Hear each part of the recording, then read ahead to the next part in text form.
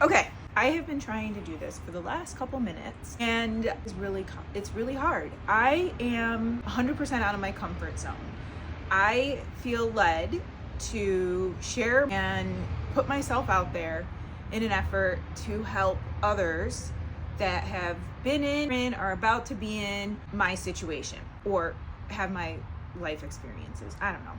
I guess I just have felt to be I've been called to share about experience as a coach, becoming a coach, coaching now as a postmenopausal early 50-year-old woman, as a self-identified competitive athlete for in the masters space for weightlifting, sharing about my nutrition, supporting my health and fitness and wellness goals, being a nurse and seeing and taking care of people that suffer with chronic disease, and just the whole menopause process that I have been going through for plus 5 to 8 years now.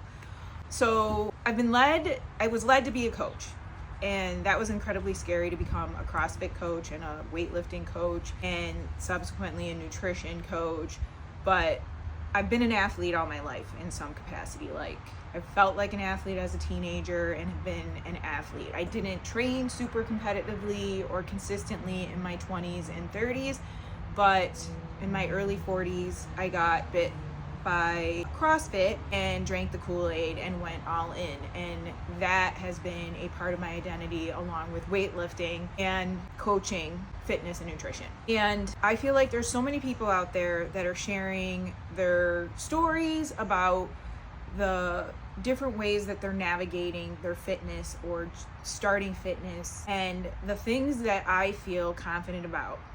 Because the thing that I haven't seen out there or haven't found is somebody who is post menopausal, not on HRT, managing their diet nutrition without supplements, too many supplements, and weightlifting.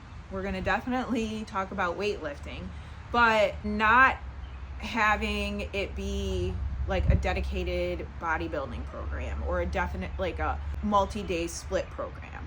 Basically fitnessing, doing what I love, not trying to do HIIT stuff, not trying to do what quote unquote best for a perimenopausal woman or postmenopausal or menopausal woman, whatever. I guess I'll just stick with postmenopausal because that's what I am. Maybe perimenopausal, I don't freaking know. But I don't do those things. I don't take supplements. I occasionally will take creatine, but it's not my habit to take supplements. My nutrition is eat protein, not a super high number. I am not at 1 gram per pound of body weight, and try to navigate managing things like sugar. I absolutely love to bake. I love to eat sugar. I could eat sugar from sun up to sundown and want to be able to have that in my life. I do not drink. I have not drank since my mid-20s, and so that's just not something I can speak on. But I think obviously it definitely helps that I don't have that as an issue or impacting my journey at this point. Love that word. So really, to sum it all up, I don't do the supplements. I don't subscribe to putting the nutrition trends that are going on around right now, like the whole seed oils are bad, red dye, all that kind of stuff. I don't care about those things, because I have learned over my time in the last 10 plus years that if I fill my diet with enough fruits and vegetables, then I'm protecting my health, supporting my health and fitness goals by doing that, pushing out the processed stuff that usually is what would get me in trouble. And it's much easier to manage my sweet tooth and the amount of sugar and processed stuff that I would eat.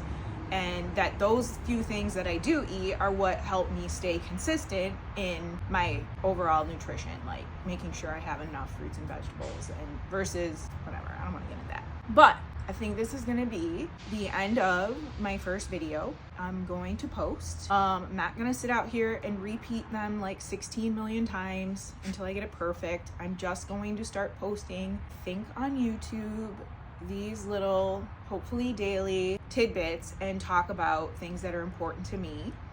that I think might resonate with somebody out there who's not into supplements, not drinking, tries to eat enough protein, and by enough I mean a modest amount by today's standards. Eats a lot of fruits and vegetables, 800 grams per day by body weight, or by 800 grams per day. Try to get more than that. Hopefully my delivery will improve, but just step into really what I feel I've been called to do. I'm actually feeling like I'm having a hot flash right now.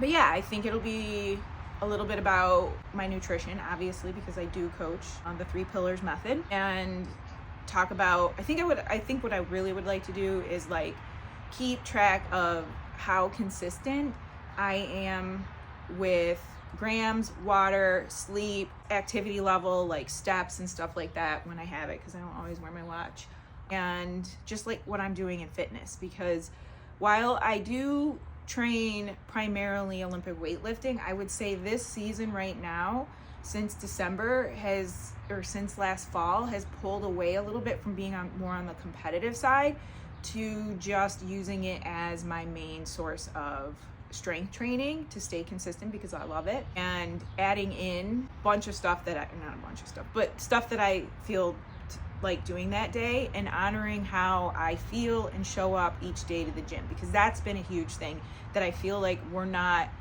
talking about enough, or like understanding that you don't have to have a perfect plan in place, that you literally could just do whatever you feel like doing with some intention and like on it, so that you're kind of tailoring it to your goals. And I think I'll be able to make that clear as time goes on.